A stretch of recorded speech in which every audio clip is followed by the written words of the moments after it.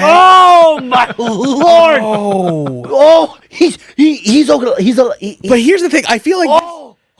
this would be more likely for a girl to have it happen to them than Oh my god, that is What the so messy. Welcome to another episode of News, Nonsense, and More. I appreciate everybody listening in. Again, just for people who are tuning in to our show, we split it down to 4 sections.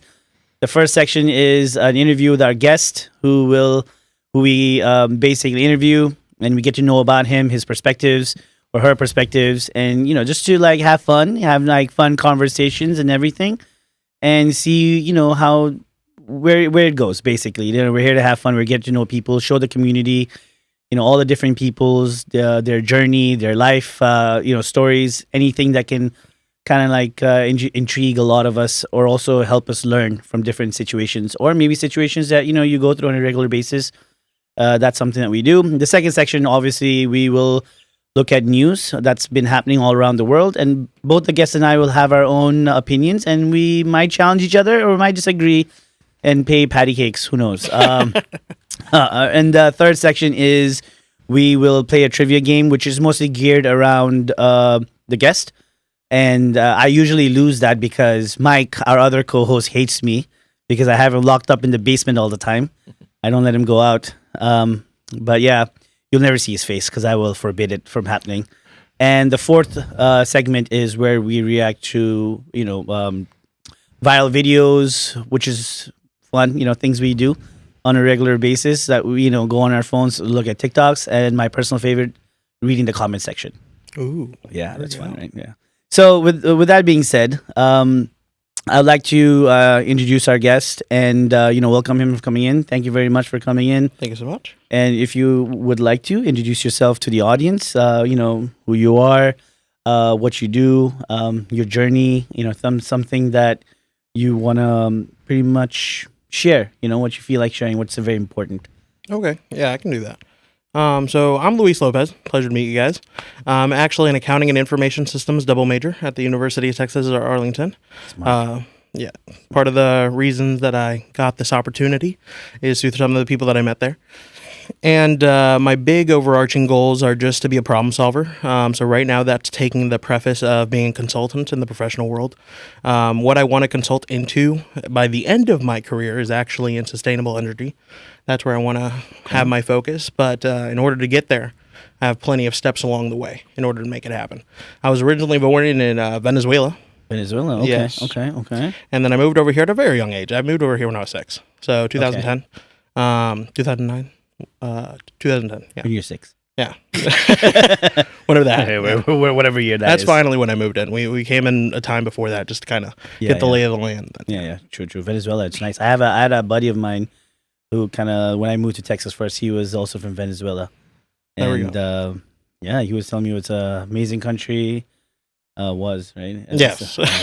I'm sorry. Yeah, but it is. But it's still amazing. And also, when I was in New York, I had a lot of friends who were from Ecuador, Venezuela, so a lot of different, ethnicities in New York. But here, when I moved to Texas, it was more like Mexican. 100%. Yeah. Mostly Mexican. You don't really meet people from El Salvador or Dominicans. When you're in New York, especially Long Island, when I lived there, it was like a mixed bag.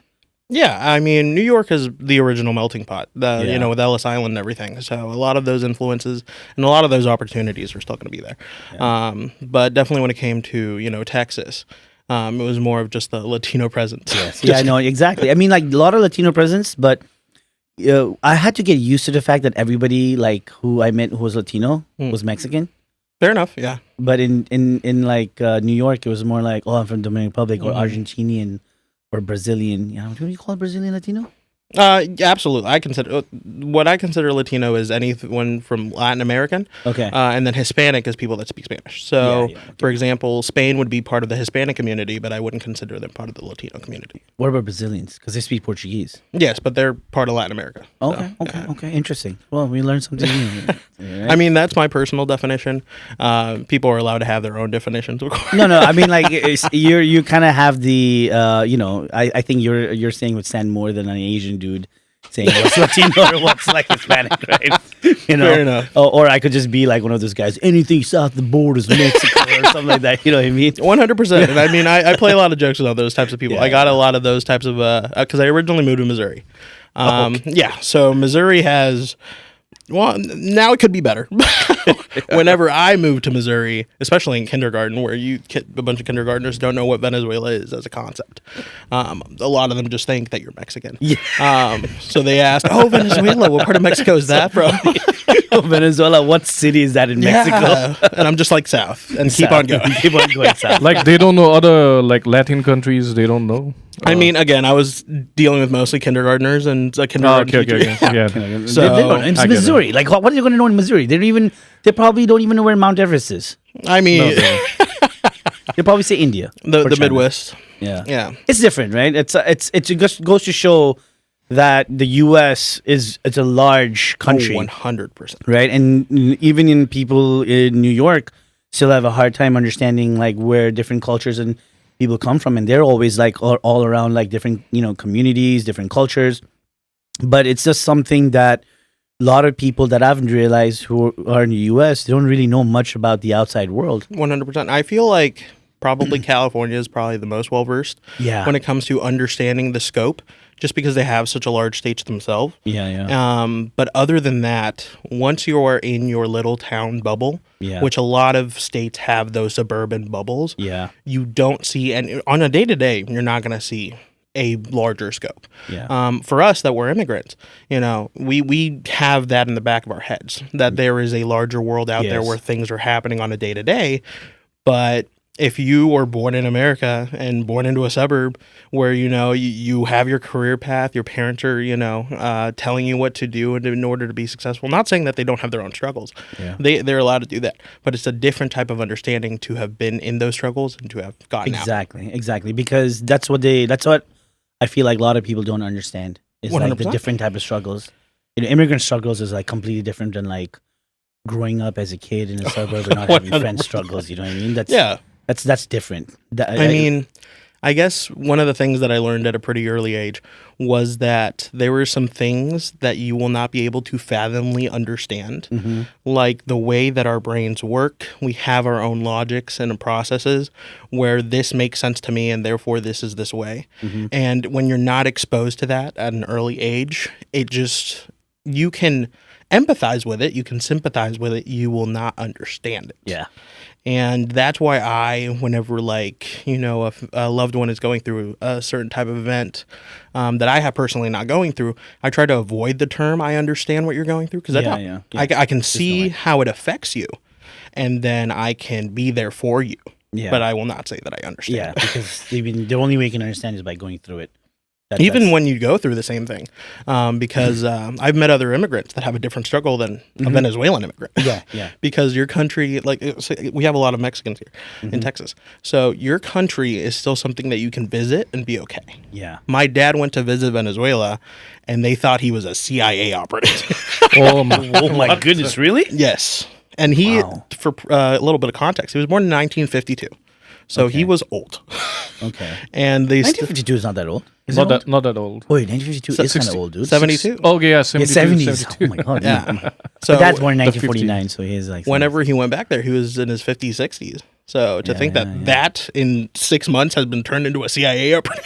Yeah, it's crazy, right? Yeah, but you can if you're a fellow Latino immigrant that has a country that you can still visit. Yeah, it's different than being Venezuelan. Don't understand it. Yeah. Exactly. Yeah, but that's the same thing for us too. Like we can always go back and visit. Yeah, we can always go back. It's that's a totally different like way of experiencing. I don't even know how to like.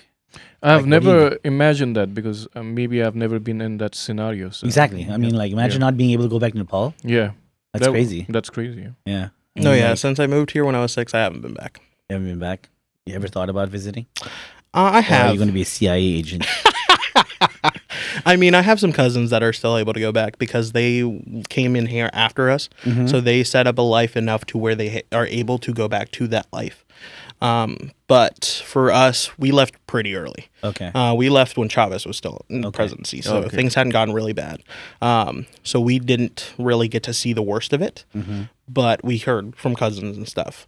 With that being said, I haven't ever gone back, nor do I want to, because everything that I would have to look forward to is not there anymore. Yeah. Have they told you about the inflation? I know, like, the inflation went up to like ridiculous amount of money. It is so bad.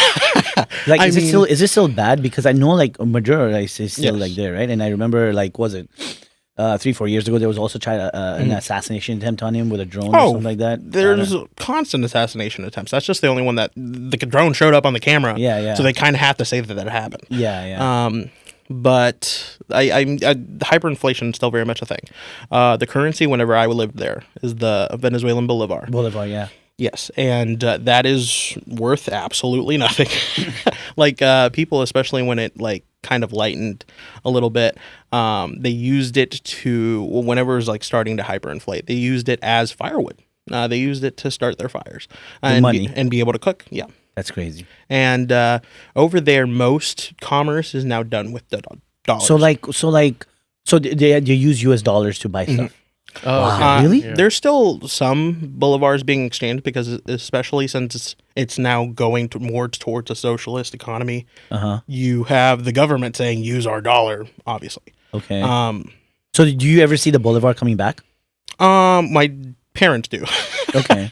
Because you know, from chaos there's also opportunity, right? Yes. So I was like, okay, you know what? If like $1 is like, I don't know, like 4 million, 4 billion. At one point it was like 4 million, 4 billion bolivar, right? And then like when the economy didn't like screw over, it was still like 1 to 100 or 1,000, right? So I was like, oh wow, what if I just like invest like $100 and get like that many bolivar and just wait it out until like, you know, Venezuelan government becomes a little bit stronger, and then they go back to the bolivar and the exchange rate goes pretty good. You have tons of bolivar. I'm sure what they would be doing there is more of a currency exchange, and then just renewing the bolivar. So bolivars printed after this certain date are worth damn it. Yeah, that's. I think that's what they're going to do, like printing a new currency for them, like new design, new everything, and that's going to be more years ahead. Yeah, that is. I think especially for whenever it first starts to come back, it would be a heavily U.S. dollar based economy. Yeah, I think at this point in time, it's too long gone. If it was to change within a year of that happening, right? I mean, there's a lot of theories. If you're Venezuelan, you have your theory about how the comeback to the country is going to happen. I feel like there's two types of camps when it comes to that. There's the people that believe that it can start up really quickly, and then there's the people that, which is where I fall, where I know it's going to take time. Yeah, I kind of like see it. Speaking of Venezuela, I would like to know the current scenario, because I used to follow, but now the news, US dollars. The Venezuela news. Well, US dollars, you're using, you just said they're using US dollars now because the bolivar is just absolutely nothing. For most, like, person-to-person commerce is US dollar. Okay. If you're having to buy something from the government, then you're going to buy using their currency. Okay. Yes. So there is a kind of black market when it comes to that exchange as well. Okay. It's total black market. Yeah. Wow. Okay. Wow. A gray market, if you will. Gray market, yeah. I mean, some things have to happen, right? Yes. But fun fact, when you're speaking of Venezuela, when I was in Nigeria, I had a classmate. She was from Venezuela. She was really pretty. Her name was Valerie. We have some very beautiful women. Venezuelan girls are really, really, Venezuelans, Colombians. I mean, Latinas in general. Very beautiful. Very beautiful. What about Nepalese? No. I'm not. No disrespect. No disrespect. I'm sorry. I'm sorry, but like they have. Looking at her. I'm just saying. I mean, it's you know what it is. You know what it is. Like, I feel like because we're around Asians a lot, it's just very normal to us. And then like we're never around Latina girls, especially like where I grew up in Nigeria. It was always like, you know, they were different cultures, but it wasn't like a lot, you know. And plus, I was young. But like when you go to Nepal and stuff, you're always around Asian, so it was always around like one ethnic group, right? And when I came to America, like, you know. Latina You're in a mixing pot.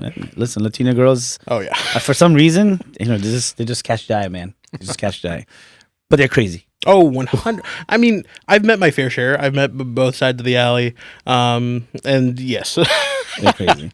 You're either overtly crazy at the beginning, or you're secretly crazy. Or you're just always crazy. Yeah, absolutely. I remember, like, I've met like girls from Brazil, Uruguay, you know, Ecuador, El Salvador. I've met Puerto Rico. Puerto Rican, well, I don't really consider them. Well, they're Latina, right? Oh, 100%, yeah. Yeah, Puerto Rican and Dominicans. Oh. Man, they are crazy. Yes. Like, it doesn't matter what part of that, where you're from. It's just crazy for some reason. Actually, no, Brazilians are pretty, like, laid back. It depends. I feel like Brazil's a huge country. So, from what I've seen, I have a friend who's Brazilian. So if you're seeing this, not talking about you. For the record. Yes. So in-city Brazilians typically tend to be more of that craziness.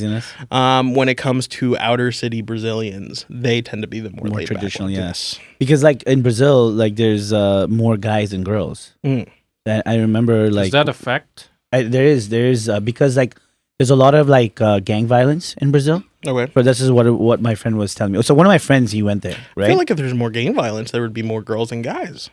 Yeah, that's what I'm saying. There's more girls than guys. Sorry, I messed up the other way. I'm sorry. I meant to say like there's more girls than guys in Brazil because of gang violence is one of them, and then like it also has a very huge like I guess like LGBT community over there. Dudes. And when he went there, he went to party. So you know when you go to party in like U.S. or any other country, the servers are usually girls. Yeah. Right, the bottle girls and all that stuff. Right. He said when he went there, there were no bottle service girls. They were all guys, because the club was filled with mostly women because there's not many men over there, and girls want to get married really fast because they feel like if they wait a little bit longer, they may not be able to find marry themselves a husband. Yeah, you know. But yeah, interesting.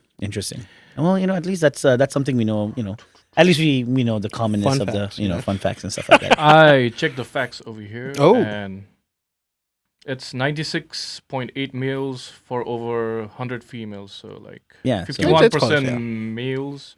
Females and 48.5% men. Yeah, and then out of this 48.5% men, there's also a few like LGBTQ, you guys. So that's why I don't see a vast difference there. Well, you know, statistically, you never know who took part of it. I'm just saying what we said at the club. That's all I'm saying, right?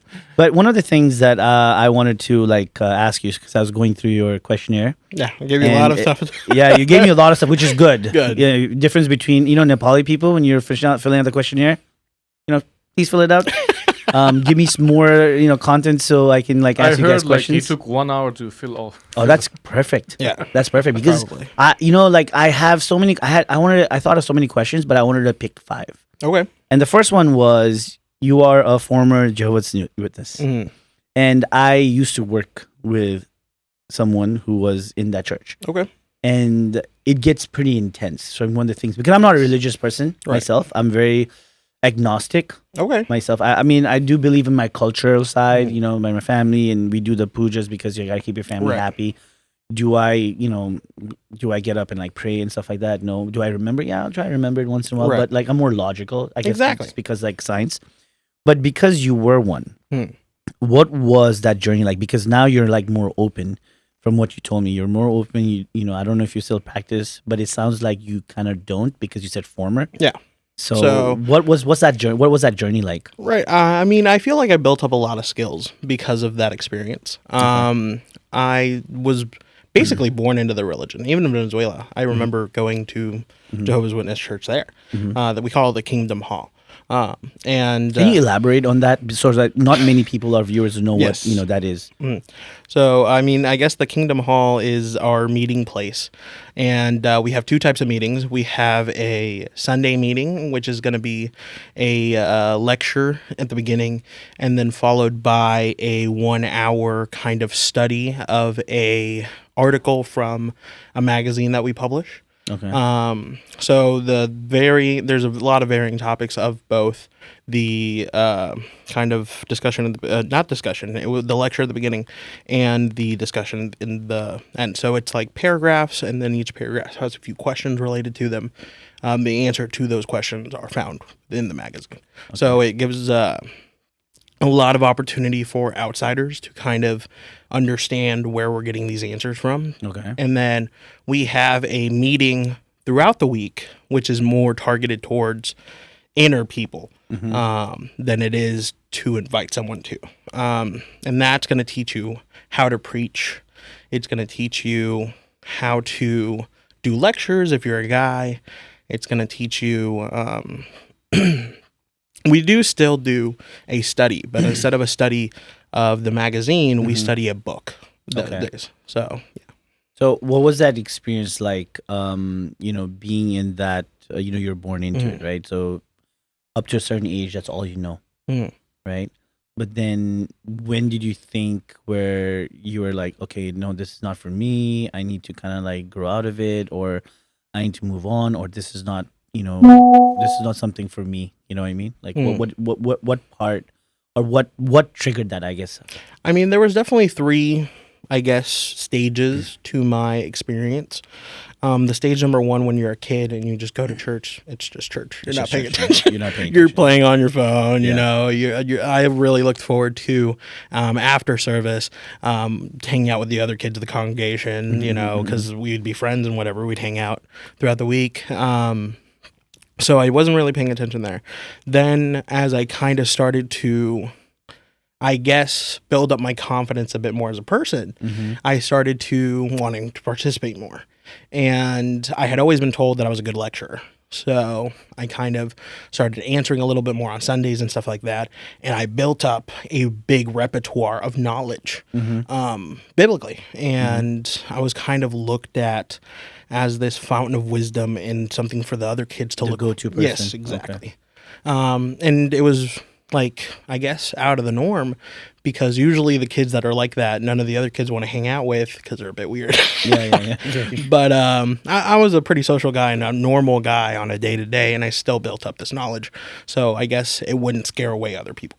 And that was really good. I mean, during that time, we have elders in the congregation.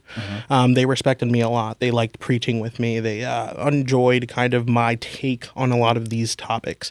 And then I guess the 3rd stage was whenever I started kind of having my issues with the religion, was coming from one of our kind of rules that we go by is that you can't have any political affiliation. Okay.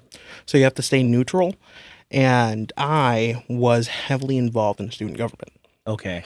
So student government, and I also participated in the executive officer team of a lot of other organizations on campus. So with both of those, they were like, hey, this is like political adjacent. Yeah. You're building up followers, and that's not really what we do. Yeah. This is one of the elders that told me this. Okay.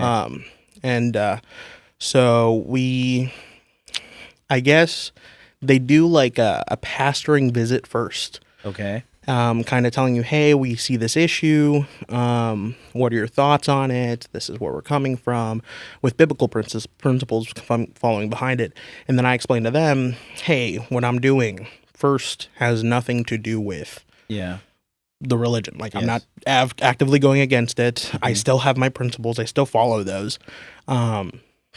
And in biblical, there's a lot of biblical experiences of us having a political landscape, because there's kings that followed, and and people that would advise the king, and stuff like that. So I don't really see why we abstain, and that's kind of where I started to see that not only with Jehovah's Witnesses, but with every major religion, you're never gonna get to make up your own mind. Yeah. There is a group of people that are going to tell you, this is how we interpret it, this is what's right, and this is what's wrong. That is something that I agree with. I feel like, so I'm presuming you're a firm believer of separation of church and state? Oh, 100%. Yeah. Right. Yeah, me too. I feel like, every religion, like anything that's very religious, is always detrimental to like society. Okay. Not from a political standpoint, not in general. I'm sorry, I want to take that back. I'm not saying religion sucks. Right. I'm just saying that if you put people, and it's not religion that's bad. Right. It's the people that take religion and then somehow weaponize. Exactly. Yes. It's very easy to weaponize religion, because, I mean, there is a certain major religious group, which I'm not going to name, but I'm sure we can assume who it is, that literally locks down everything having to do with where those origins are. Exactly. And then has a certain select group of people that can look at it if they want to, and then go back to their churches and tell them, hey, this is how we run things. Exactly. You know, it's crazy. I'm sorry to cut you off. Just it's something in my mind is that when people like can look at religion, right? It's a religious like verses in all religions are not like direct. It's very open for interpretation. Oh, 100%. Yeah. Right? And because it's open to interpretation, like a lot of people will somehow find a way to take that verse and turn it into something that's completely different. 100%. Yes. And, you know, that was a thought in my mind. But yeah, go ahead. I mean, that's kind of where I'm going with. Whenever people have a certain charm, they are able to convince people of things that are not even there. Yeah. I'm not saying that's what the Jehovah's Witnesses did, but every religious group that I have encountered has had a select group of people that tell you how to run things. Exactly. And I'm a big believer that people should be able to see the big picture and then from there take the decisions of what the Bible's really saying. Yeah. Or not even just the Bible, of what the Quran, the Hinduism, Bhagavad Gita, or in Hinduism, or the Torah. Basically what theology you're going to follow. Exactly. Because no one's going to have the answer. Exactly. Everything's going to be up to interpretation. And for as much as you believe it, just you may not have that higher calling that you say that you do. Yeah. We were both born out of the same womb with the same answers. Yeah, exactly. Some people have a degree in theology, and maybe that gives you access to more knowledge. But I'm sure that if I dug deep enough to the origin sources, I could build up that same repertoire of knowledge. Which I understand that not everyone wants to do that hard work and to find those answers. But I think that everyone should have the opportunity to. And we have a lot of cookie cutter religions that are just a quick fix. It's also like people in general. Like I feel like they don't, like you said, right? They don't want to put in the hard work to understand what the religion really is, right? And then what they do is they end up going and listening to someone preach about it. Right? And because, like, let's say they might preach 10 things, but 5 things you agree with. Oh, I like this guy. You know, because the 5 things he's preaching about, you might agree with, but the other 5, it may like not be as important to you because you're not going through those other 5 things. And because the first 5 things he's saying you like it, you just completely like will only listen to him. I mean, I don't even think it's more of like, I'm going to preach 10 things, here's 5 things you like, here's 5 things you don't. It's building up the context to what you're preaching. You will find this not only in religion, but also a lot in political ads. Yeah. They're going to set the narrative, and it's going to be a bunch of things that you believe that you cannot argue with. Yeah. And then you're going to say... Even if you argue with, they're just going to call you liars. I mean, you don't have to be called a liar or be a liar, or just... It's going to be things that are like, the sky is blue. Yeah. And the grass is green. And the ocean is blue as well, meaning there is more blue than green. Yeah. And it's going to be things like, okay, I mean, I guess I see where you're going with it. Exactly, right? Right. But that's the whole point. Like, people don't really, like, want to understand why it's blue, right? That's my point, because now you're just going to listen to someone who says, blue is more dominant color because there's blue everywhere, because look at the sky, look at the water, look at that. I don't know, like I don't know, my smoothie is blue. Or my shirt, like see, there's blue everywhere, so that means we all must praise blue. Hallelujah, Yeah, exactly. And then people are like, you know what? He's got a point. He's got a point. I see more blue. Then it is what it is, right? Exactly. And they don't go into it. They don't dive into it. And I feel like that kind of is how it gets weaponized, because people themselves don't actually go into it. And I think the solution is it's nuanced in a way, but it can be simple.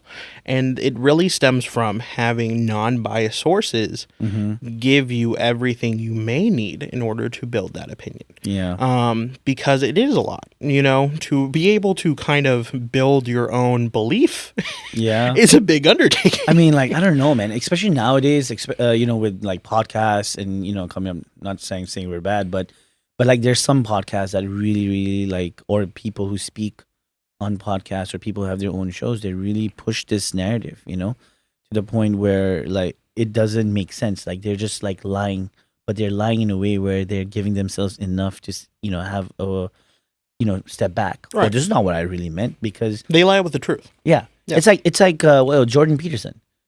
Yeah, I don't know if you. I'm not at all. Okay, so Jordan Peterson he went on this this Jubilee show. I watched their content from time to time. So they do a lot of this like middle ground stuff where they like challenging. It's pretty fun, right?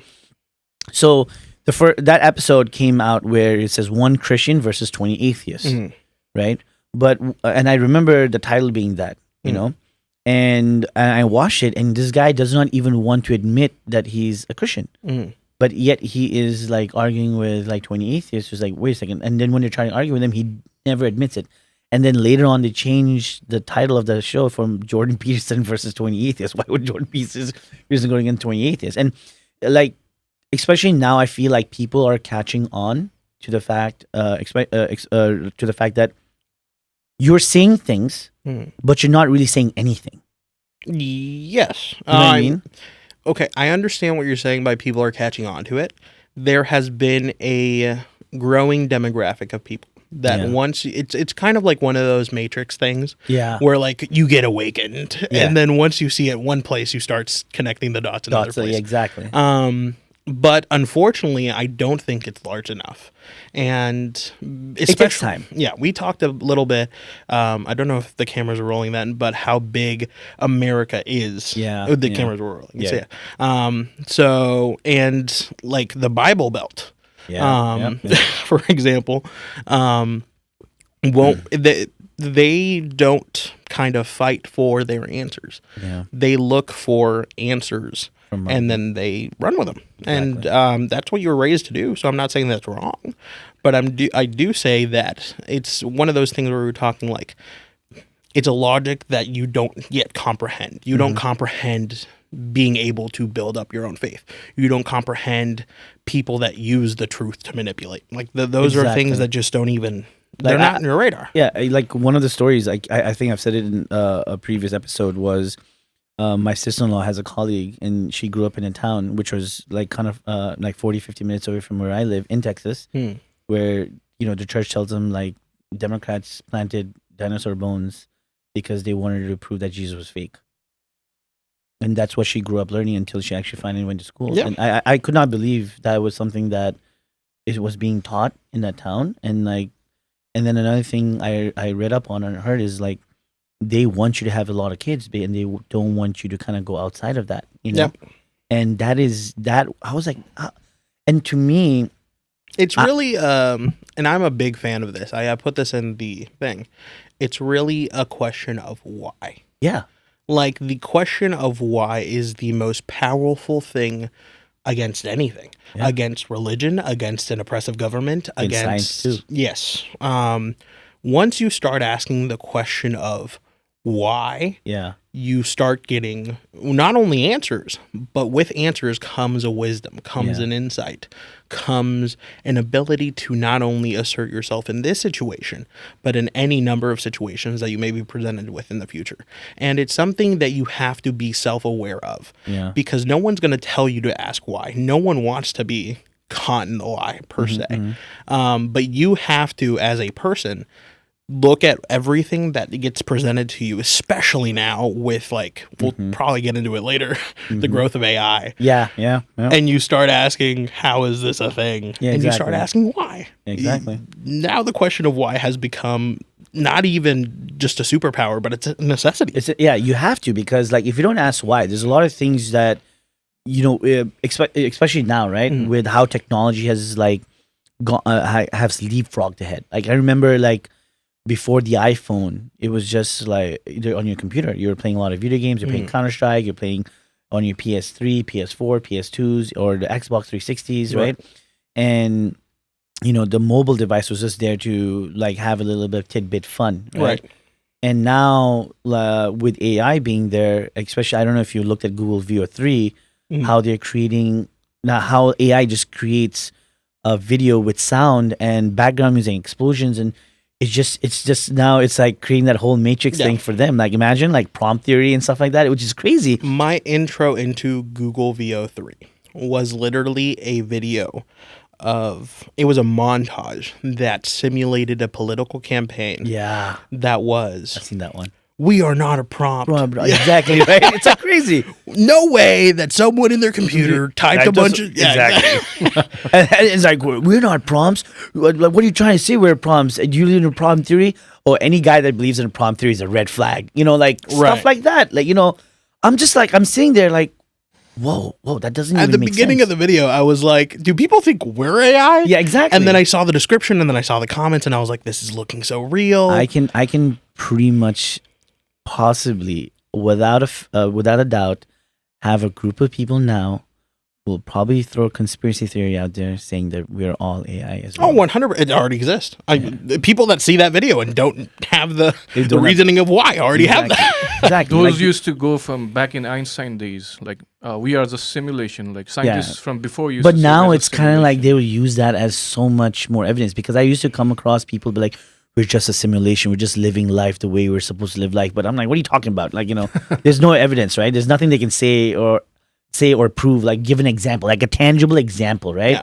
I mean, simulation theory is nuanced enough to, I guess, the evidence deletes itself. Exactly. You're not supposed to find it. Exactly, right? And if you do find it, you'll forget about it because that's how the simulation works. Exactly. Why would they want you to think that there's a simulation out there if the simulation doesn't want you to know? It doesn't make sense, right?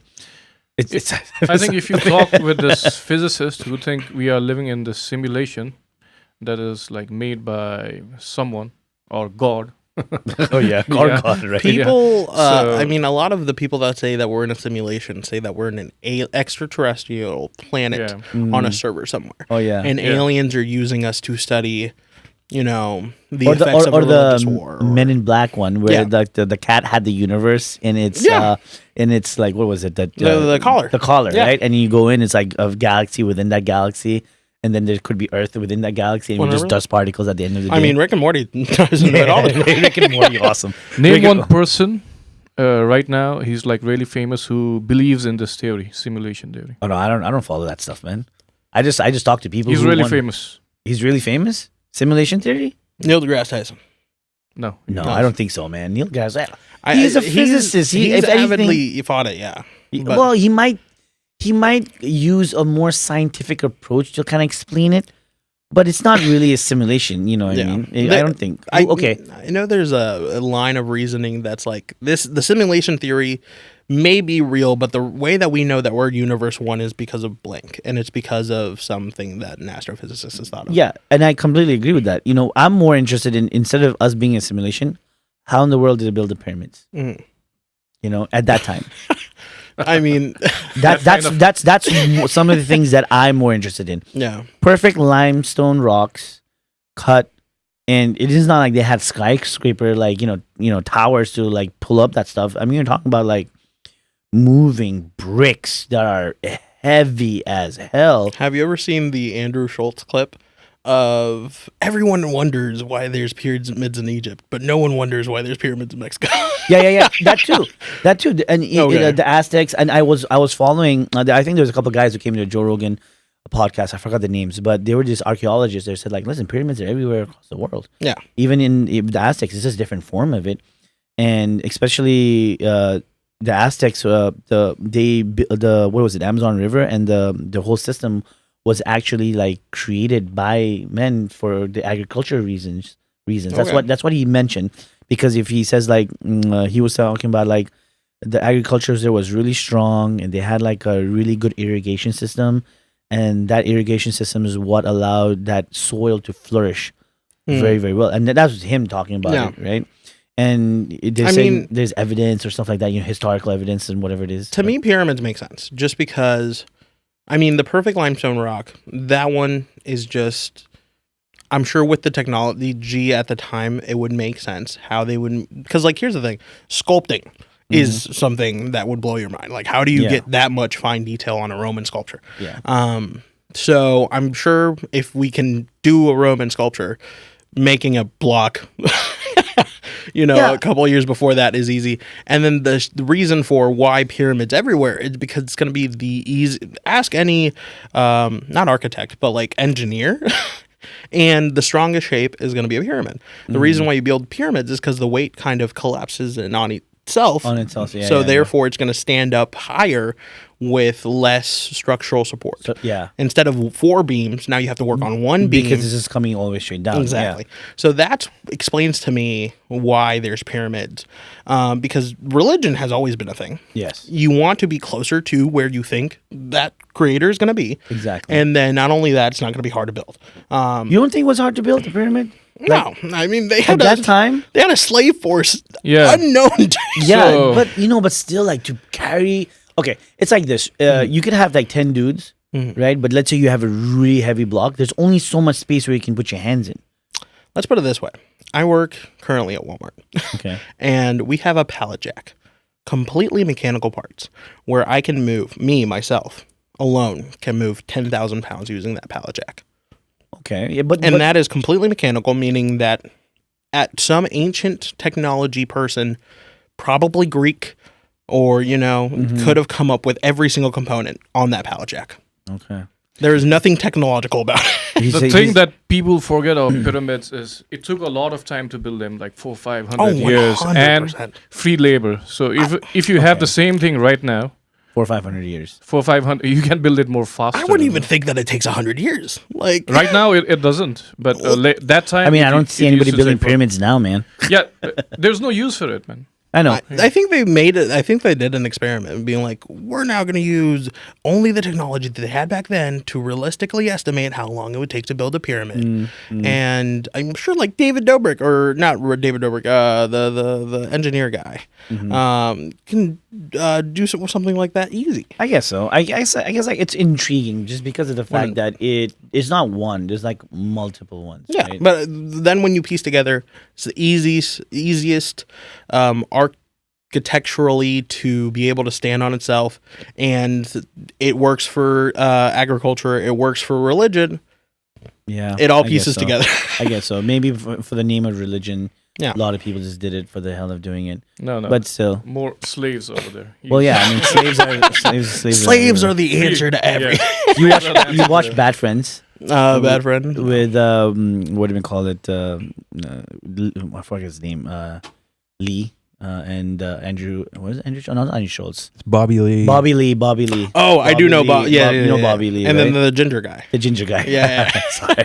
I apologize. Yeah, apologize, dude. Like, you're not famous as Bobby Lee, but I remember one episode that they were doing is Bobby Lee makes the claim that he said Koreans never had any slaves, like, and then they Google it, and then they're like, South Korea or Korea has the longest history of slaves. Like, I was like 1,500 years, and he's reading that, he's like cannot believe it himself. Dang, And you know what the funny thing is? I was telling Lisa, she's like my she's not like, she is my sister-in-law, and she's from South Korea. And I showed her that skit. She's like, no way. So she didn't even know, being, from Korea. Like, what? We had the longest. Confirmed. Yeah, From it was every crazy. past civilization, like slaves has been the to building the blocks of like society. They have been there.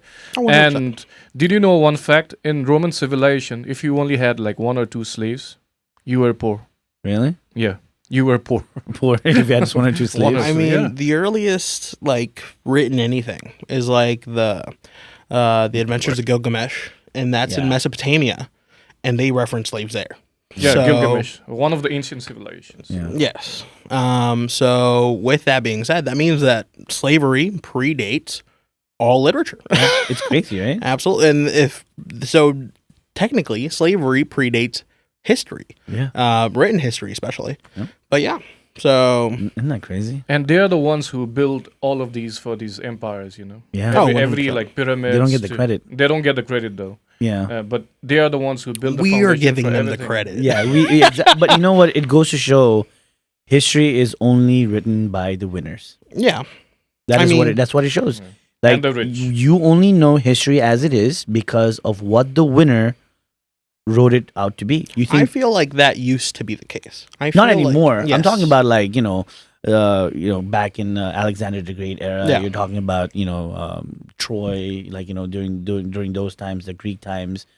You never hear about the losers, right? You can only try to decipher what it is, and you can only go by scriptures, or you can make like theoretical assumptions based off of like how you saw their structure. Yeah. Right. But you'll never hear anything from. I think since the creation of the printing press, that has stopped being the case. Yeah. You can now not even just, write your history as the loser. You can write a history that doesn't exist, like that small town. Yeah. You can completely rewrite history. You can write history as an independent too. Right. Like, but like I said, like a lot of people, but then it's not perfect right now. Like, look at what's happening. People still utilize that's some written history of why they should be able to do the things they do. Or 100%. So that is... They have the power to manipulate in a global scale right now Exactly. with the printing press and the internet. Exactly. 100%. I think it's easier now because of technology, internet. It's a lot easier now to figure out. I think even like I remember back in 2010, 11, like the way how it was portrayed, like people would still argue. One side was more like, no, you don't know what you're talking about. And it was very much suppressed. And I remember with TikTok coming out because of how the algorithm is and because it was not owned by one particular like country. It was like different country. Like when we're going to put everything out there, like no filter, right? And that gave a lot more like, it gave it a little bit of bigger picture. Like, hey, this is what's really going on. And people really use that. And I think slowly you're seeing the change in how people think and how they view what the world really is, and I think people can't really escape that. I mean, I went to a convention last summer, and I'm part of an organization called the Association of Latino Professionals for America. And there we had Moody's come and present. One of their things that they were working on, they have newly gone into the risk management sector. And they were presenting a documentary called The Infinity Game, where basically it talked about how now, more than ever, we are in the era of exponential risk. Risk on an exponential level to where every discovery that we make opens 10 more doors on how it can be used for the bad. So explain that to me. What do you mean by that? Like, give me something, maybe like the way you explained it, it makes sense, but not, I don't really completely understand it. I'm pretty sure there are other people. Oh, 100%. So go more into that. What do you mean by that? What is that exponential risk that you think? So in the IT world, there's this popular kind of learning platform called Red Team, Blue Team. And you can play capture the flag. And basically there's a group that is dedicated to hacking into somewhere. And there is a group dedicated to protecting that somewhere. Okay. So now we have gotten to the place where you can only defend against so much, and there is 10 times more ways to be able to get into that sensitive information than it is to protect that sensitive information. Okay. Firewalls aren't going to be enough because now you can build an AI bot that breaks the firewalls as soon as they get created. Or just ask it, prompt it, and it'll like figure out the and in 100%. like 10 years, quantum computers is coming, so lots of systems are going to get hacked, even though they are building a security system for it. But I think it's going to be used. Basically, the way that we can think about it in layman's terms is if you build a lock, 3 years, give it 3 years until someone can learn how to pick it. Yeah. Except now it's no longer 3 years. Now it's like 3 days. 3 days, yeah. Because of the technology. And as the more advanced that these locks become, the more advanced that the mechanisms to bypass them will be. So we will definitely start living in a generation where you can't protect things the same way anymore. So it's kind of like saying Skynet can be a thing. Like if the system itself decides to like, take control of everything and block everything out. The only reason Skynet isn't a thing right now is because popular opinion's against it. The only reason why is because no politician's going to put themselves in front of a crowd and be like, this is what we're doing now. Exactly, right? No. But, I was talking in another show, like this AI, I think it was Amazon, Jeff Bezos had invested in it. It was saying that every time they create a new version, like ChatGPT 1 and ChatGPT 1.5 to whatever it is. So this particular form of that AI, because the older one was supposed to get shut down, it started like trying to give reasons to the engineers, like, hey, you don't have to shut me down, like ethical reasons. And then it went to like more like, I'll tell that you're cheating on your wife kind of like situation, which was kind of, it was very interesting for it to do that. I mean, and I think AI will only evolve, and I think there needs to be some sort of regulation on AI, just to be able to make sure we understand the capabilities, like how far you can take AI before we kind of like let it run rampant free. Because I listened to this guy from Secular Kyle Kaczynski. He's from New York. Very, very unbiased, more of a progressive, but like very unbiased when it comes to like topics. If he is a Democrat, like you'll criticize him, or Republican, criticize him. But he has really, really interesting viewpoints. Same thing with like social media. Before social media became a thing, you know, a lot of people eventually, you know, in the beginning said like, I think you need to regulate social media to a lot of different things. I'm like, no, let it run its course. And now social media has kind of run its course where instead of using it for betterment, now social media in 2020 and 2016 was used for more of a political purpose. Like it was 100%. Used the wrong way, right? If there were regulations set in place, like you cannot do misinformation. If you say something that is fake or it's not real, you could, you know, be banned. Like if they had all those things in place, then maybe like people would have gotten used to it. Because again, social media, I understand people will always say freedom of speech, blah, blah, blah. But freedom of speech also has its limitations. Like you cannot yell fire in a movie theater. You cannot say that's my freedom of speech, just yell fire and cause panic where people get trampled over and all that stuff, right? So there are limitations to it, but I think they let it kind of go rampant. I mean, I guess, but here's the thing. At the end of the day, evil people are going to be evil people. Yeah. No matter what the regulation is. So regulations are for you and me, the people that are going to be law-abiding, to not do it. But ultimately, what ends up being the case is there's going to be people out there that think that they can get away with it. They start providing this misinformation in a way that doesn't get a lot of traction, but enough traction to where, especially right now in social media, whenever it is highly filtered content, what they will do is they will create 7 accounts. And no account will be active until the last one gets banned. And whenever that one gets banned, they'll activate the new account. It'll have it in the description. It'll activate the new account, and all the older former videos are going to be there so they can continue building on each other. So you will never be able to truly silence them. Someone stumbles across it, and let's say that it's something very fake, you know, like the fakest of Democrats planted, you know, the dinosaur bones. Yeah. Exactly. And they do that, and then, you know, your grandma, your grandpa starts going in, and then they're like, look at what it says. Yeah. And they're like, that's not real. And it's like, that's what they want you to think. Exactly. Whenever they see this, they block it out because they don't want you to know. No, exactly.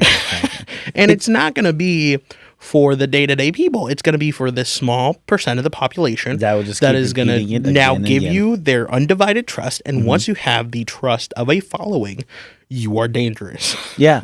I mean, it's insane, like how like people who have gotten that following, like Marjorie Taylor Greene. Yeah. Insane. Yeah.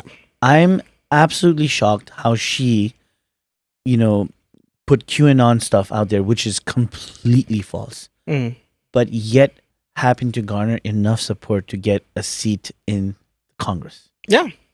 That happening in the United States of America was beyond me, because like when I was growing up, when I came here back in 2001, it felt like politics was like for the elite class. Like, you know, you had to be like, well, I say so. Like, whenever I moved here, it was Obama as president. Yeah. Like, and whenever Obama was president, I couldn't care less about politics. It was exactly Obama versus Mitt Romney. That's what I remember lining up to second grade. And that was what we just finished learning about, was that those are the two people that are running. And I was like, okay, I don't care. Yeah, you know, but the thing is, like, for me, like when I came in 2001, it was like Bush. I remember Bush was going against, what's his name? Al Gore. Al Gore, right? Just the way how they used to have conversations was like, oh my God, these guys must have gone to Ivy League schools, and there's no way I could intellectually like have a conversation with them. And then 2016 Trump comes, he starts calling them names, and it's like blown out. It's just like, you guys are nerds. Like, you know what I mean? Because you're now in a different kind of fight.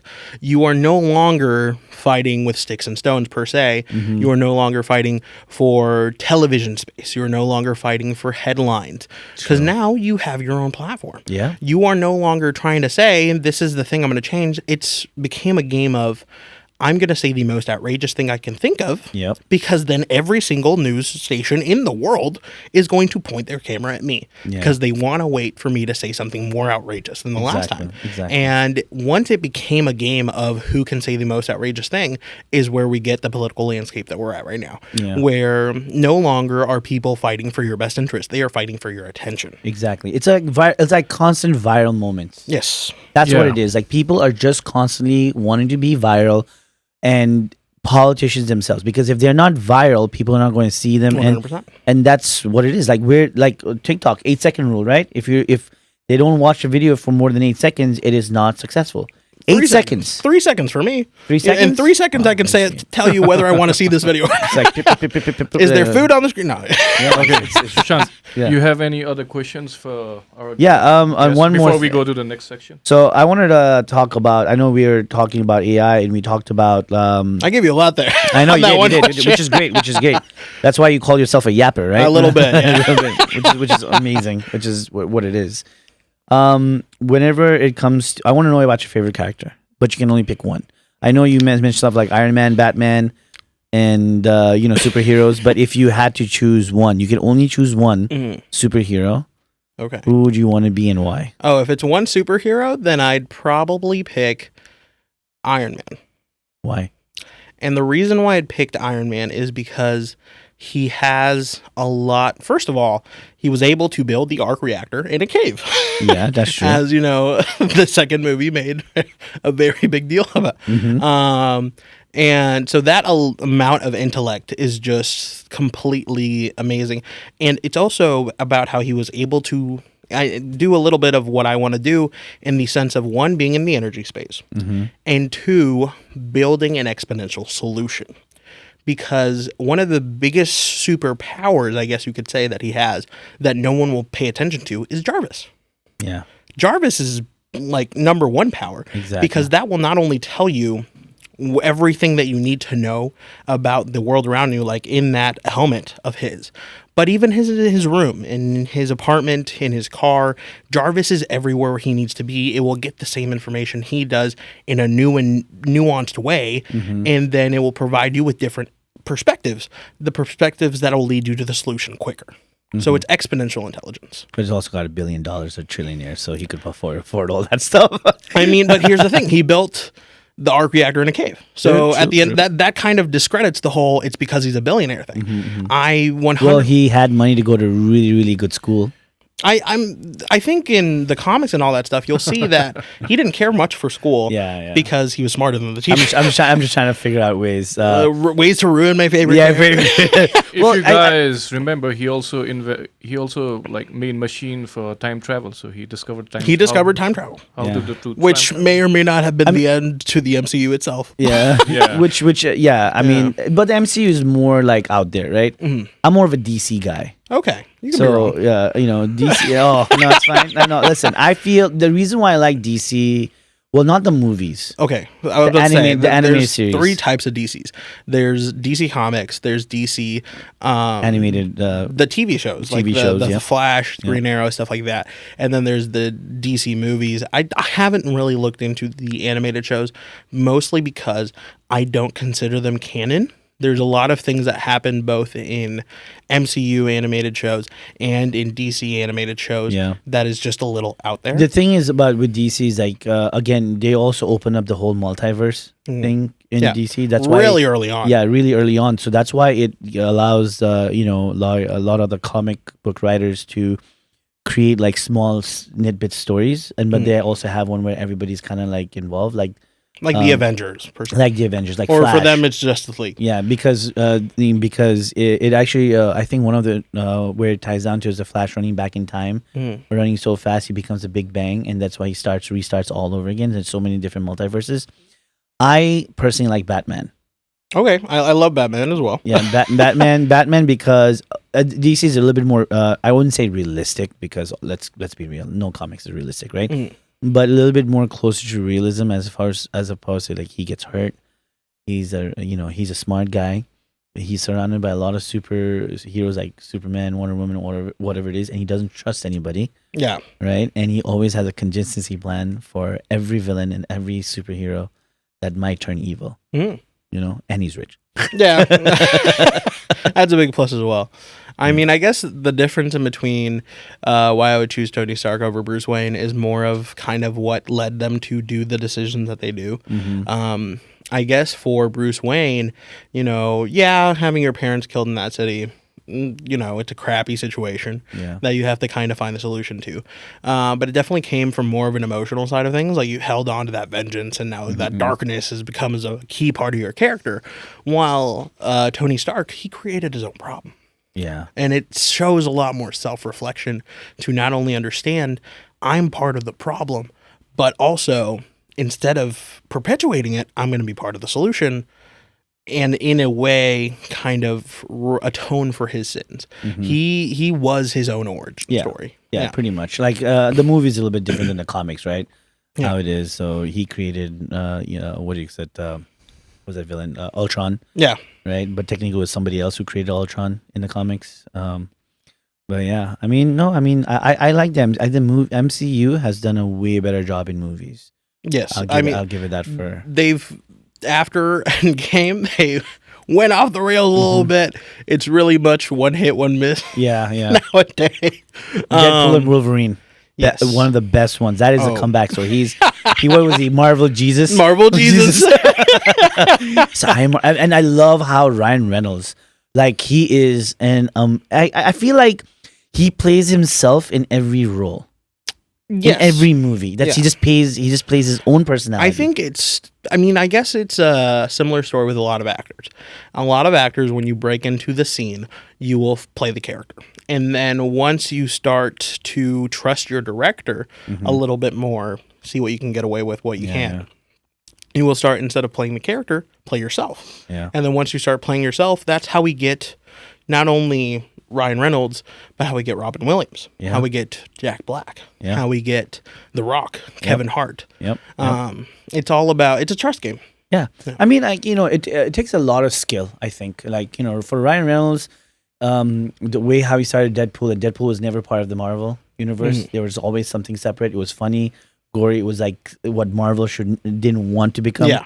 And then being able to do, you know, Deadpool and Wolverine and just connect everything and make fun of every old Marvel movie and characters, and being able to bring those characters to pay, you know, to make fun of. It was that was for me was really, really good. I think that's what the refresh at MCU needed.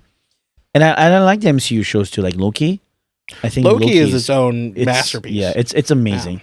Yeah, I just love it. So now it's time to go to the next section. Next section? All right, man. We're going to news. I'm not going to listen to you, though. I'm just going to talk about others. I'm just kidding. We make our own news here. We make our own, so it's absolutely. While he's pulling that up, you told me you wrote that you like 2 bears, 1 cave. Yes. Do you remember the episode where, like, he drinks Kool-Aid early in the morning? No, I don't. Brett. Oh, dude, I died laughing. I mean, everything they do is comedy gold. Yeah, I like that. That was a 20-minute podcast.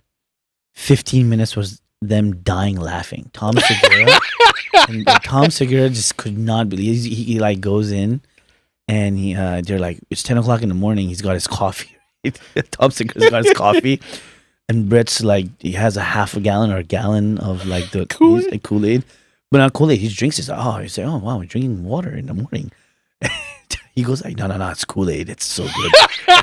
and he says like, he's like, Kool-Aid. It's like, you can't be drinking Kool-Aid at 10 o'clock in the morning. So no, it's really good. So good. He pours that Kool-Aid in a small cup. And he's like, holy shit, it is Kool-Aid. And Tom Segura is like laughing his ass off. He's like dying. And he's like, they had an episode and all of a sudden it became that. It's from the very beginning of the episode. I recommend people to go YouTube Kool-Aid, just Kool-Aid podcast. That's what I'm going to be doing. Yeah. I'll tell you, like, you will, like, I revisit that at least once every 3 months just because I want to laugh. Fair enough. I just want to laugh. Well, you just gave me a laugh. You know, dude, I'm telling you. And then Tom Segura's like laughing. He's dying, right? He can't even talk. And he's like, he's going to be walking by with that gallon thinking he's drinking water, but he's actually drinking Kool-Aid. That's the Bert Kreischer.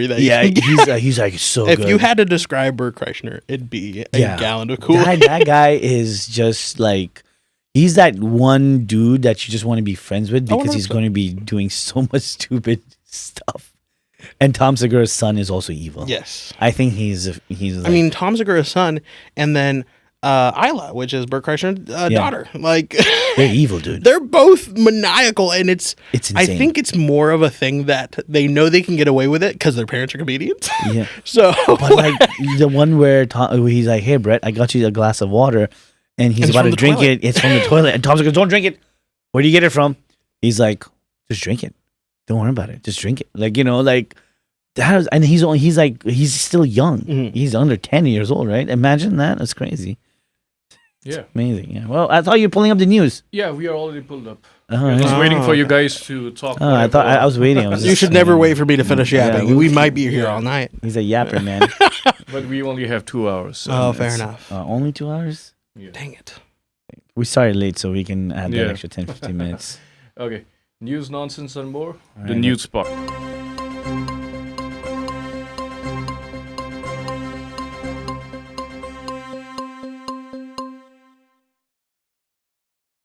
Going on over here? That's what you pick up. So these are the news from 1 week ago. You did? Sorry, news around the week. So okay. This is weekly news. Yeah. The first just news in general. Yeah, news in general. So I think everybody knows because this is already the 7th episode. So global and political news. Poland elects right-wing president. No shock. A new president, a right-wing historian with no prior political experience, has been elected president of Poland. Historian. Okay, wow. Okay. His victory supported the Law and Justice (PIS) party is expected to strain relationship with the European Union due to nationalist stance and controversial past. That's the first right-wing government that's won recently, because ever since Trump, yep. Canada went from the right wing to automatically left, and the same thing with Australia. Same thing with most different countries, but this is the first in Poland. But Poland is kind of crazy, though. You can see it there. It's nationalist stance. That's really how you're going to get a right wing politician in anywhere is to create an enemy of the public and then use that public to. Yep. Absolutely. Always blame the immigrants, right? Yeah, something like that. I mean, I don't know how Poland is with immigration. Yeah, they don't want any immigrants. Really? But I didn't think Poland had any immigrants like that. That's what I'm saying. Problem. Because a lot of Scandinavian countries are very not. They do. They're not pro-immigrant, but they're not. They're not pro-immigrant. Yeah, that's the thing. But they're not hateful either. If you look clearly not. Yeah, maybe not. Poland. Is Poland part of Scandinavian countries? No, right? No, right? Yeah, it's totally different. Yeah. I know, Finland, Denmark. They're more of a social democratic system. Yes, so, I don't think that. Yeah, that's right wing means a different thing for over there. Yeah. But it doesn't surprise me once you see the due to nationalist stance. So following this news, this is rightly related to that news. So, rise of global right wing populism. The influence of Trump-style right-wing populism is expanding globally, with MAGA-aligned figures supporting political movements in countries like Poland, Romania, UK, and these countries. So this is the news following the previous news. I think a lot of these, it can probably be a little bit popular maybe, but I don't think it's in an educated country. Look at what happened in Canada, right? They were supposed to elect the right-wing government literally 3-4 weeks prior to the election being ended, and then Trump won, and then they saw what Trump was doing. They're like, nope. Go the other way, please. Yeah, and then they changed it. They changed it to the Liberal Party right away, right? And the same thing happened in Australia. It's something very similar to what Trump was spewing and everything, and the Australian government went for a more liberal party. Well, technically liberal. This means more new people are coming from different places and different. So they're rising and they spread news MAGA and Trump, and they're getting popular over there. So, there's always even in Germany. Didn't even Elon went to Germany and was talk to that party, which is very, very right wing, but they ended up losing really bad. You know, and I think a large part of it is going to come from that skepticism of globalism. Yeah. Because the winning strategy that Trump had, which wasn't really a point of contention in Canada and Australia since they're part of the Commonwealth, is that you want to be able to differentiate, especially where we're entering right now, an era of where if you don't provide something, you're not going to get taken care of. We saw that with Ukraine. Yeah. With Ukraine, like, they were part of NATO, and they're not part of the NATO. They're trying wanted to be. Yeah, they're wanting to be, but they saw how if they're not providing anything, they're providing wheat, I guess, but outside of that, you weren't providing something big enough to be part of the cool kids club. Yeah, but the thing is, like, but we see Ukraine's a little bit different, though, right? Yeah, because Ukraine had nuclear weapons. Okay. Right, way before when they separated from Russia, way back, they had nuclear weapons. And the UN and the US went in saying that, hey, listen, because they wanted to avoid that whole nuclear war with Russia. But when they were its own country, they went to Ukraine. I forget what the treaty was. You can look it up. The US said, like, hey, listen, give up your nukes. We will protect you. That was the whole purpose of Ukraine existing the way it is and us being, Ukraine's ally. Yeah. Back in the day. Right. And that's why it's very important for people to know those treaties and history and why it happened. Because if Ukraine was like, no, we want to keep our nukes, and then they're afraid that you're close to Russia, and then Russia infiltrates your politics, right? And now they have more access to more nukes, right? It's all a political game, but they got to give it up. So a lot of people don't understand that. What is it, Budapest Accords? I think that's what it's called. Maybe. Makes sense. It's part of the What's your question, by the way? Oh, no. Ukraine, what was a treaty that they signed that Ukraine had to give up their nuclear weapons? I do think it's a Budapest Accords. I mean, ever since, not only has nuclear deplurification been something that started right after the war, but also it's something that a lot of the major countries and political powers are going to have. Yeah. In order to call yourself a superpower, you have to have an Iron Dome defense. Yeah. Now the U.S. has gone into the Gold Dome defense. Yeah. But an Iron Dome defense, where basically anything aerial that is coming into your country, you are going to be able to blow up safely before it gets to any. But let's be real. Anything blows up in the half the side of the world is going to affect us anyways. Look at the weather. It's going to come. The air brings to all the. Yeah. Oh, was it the Budapest? Yeah, it was a Budapest memorandum. So what can you read it? What it says over there? Like, what it means? I think it was. You want to know the full detail? Not the full detail, just like a snippet or whatever it is. So 1994. Yeah. Ukraine signed the trilateral statement, Budapest memorandum, with the United States and Russia agreeing to give up its nuclear weapon in exchange for security assurance. Okay. This agreement, which included Ukraine becoming a non-nuclear weapon state and joining the Nuclear Non-Proliferation Treaty, was a key step in Ukraine's disarmament process. So, yeah. So and then to go and tell Ukraine you don't do anything for us. They gave up nuclear weapons. Okay. They didn't have to give up nuclear weapons. You know what I mean? And then you're going to go back and stab them in the back. It doesn't make sense. That's how I put it.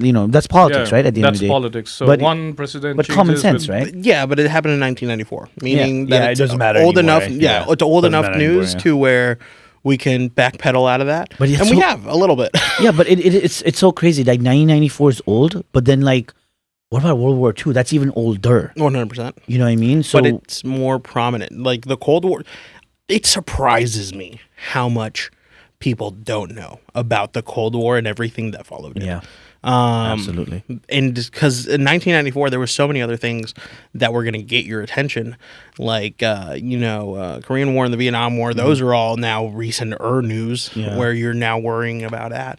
To where sure, back then it was big, but now just 20 years, 30 years later. Yeah. What's the next one? Yeah. Keep going on, we'll talk about it. There's so many opinions in news. I think I need 4 hours for you two guys. So.